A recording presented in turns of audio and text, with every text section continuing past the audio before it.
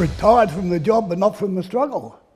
Our blokes don't sit back. They're not too shy to come forward and say, hey, listen, I don't agree with that, you know. The Veterans Association and the coming together of the membership, it's not just a nostalgic trip. We owe our veterans everything. They won the conditions that we enjoy today.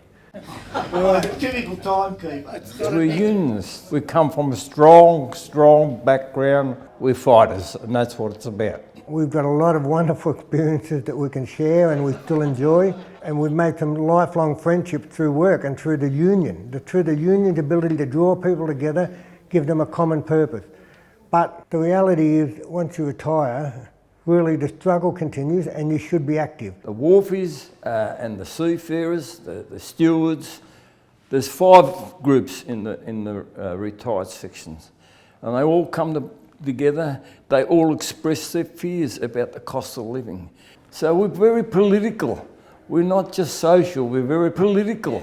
Have copped money off these multinationals. The reason that the vets are active is because of the pressures that's been placed upon the elderly people, regardless of the government, and the hardships that the vets of yesteryear, which never got the payouts that some of the future vets will get, and our commitment to keep the community activities that support us alive.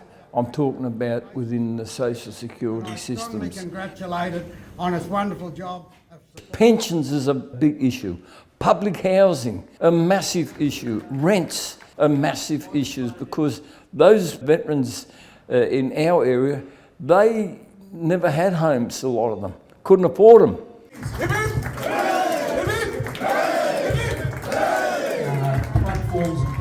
We always support the branch. I mean, say we're the Sydney veterans and we support the Sydney branch, and so when the branch calls for some support, we do what we can to make sure we get there in numbers. Whether it's support for a ceasefire and a free Palestine, or whether it's support for protected industrial action taking place at DP World. There's a lot of veterans here. I see Bobby Lee, Barry Dunn, Glenn Wood, Stutters, Joe Deacon. You can always rely on the veterans to turn up and give their support. We appreciate it. The bargaining dispute at Hutchison Ports, fits the tugs, wherever our members, our active members and the officials believe we can assist them in some way by attending and advocating their interest, then that's what we do. You've got to look after a kid, or you're just a little bit... They're using our country, the Milleroy country, and many other First Nations to do that. The Gomeroi people have not been consulted, and it's only in its formative stages. So we owe our First Nations people and the Gomeroi people in and around Narrabri and Coonabarabran the support that we can. So the MUA and the veterans see the connection between ourselves and the Gomeroi people and this particular struggle.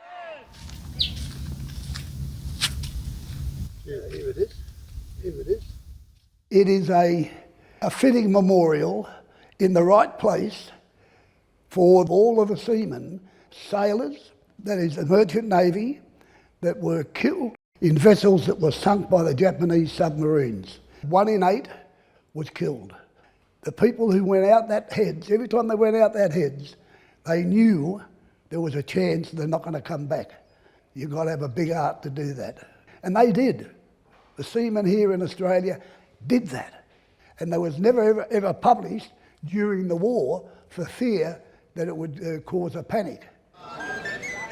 World Maritime Day is a day when the vets get together again over at the National Maritime Museum to lay the wreath on the anchor itself in memory of those merchant seamen that lost their lives in the Second World War. We were the first union in the world to say no to the Vietnam War, what was going on in Vietnam first. And I'm so proud of it. The time that we did the walkthrough with all the memorabilia from 1872, representing 150 years.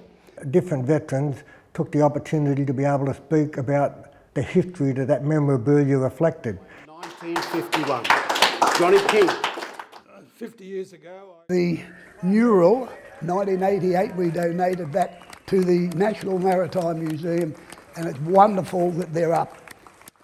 There was a bit of a helping hand by an artist from the Realist Artists group, but the majority, 95% of it, was done by wharfies and seamen.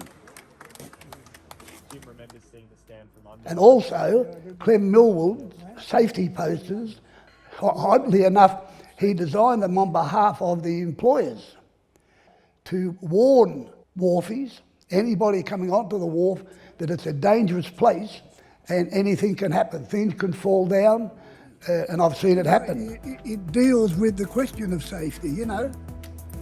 You're working in different spaces. In those days, stevedoring companies worked for... The importance of particularly the veterans dealing with our younger comrades is that they can impart that knowledge of history, that knowledge of struggle, and how we won the things that we got. We need regeneration. We need newer, younger retirees coming in.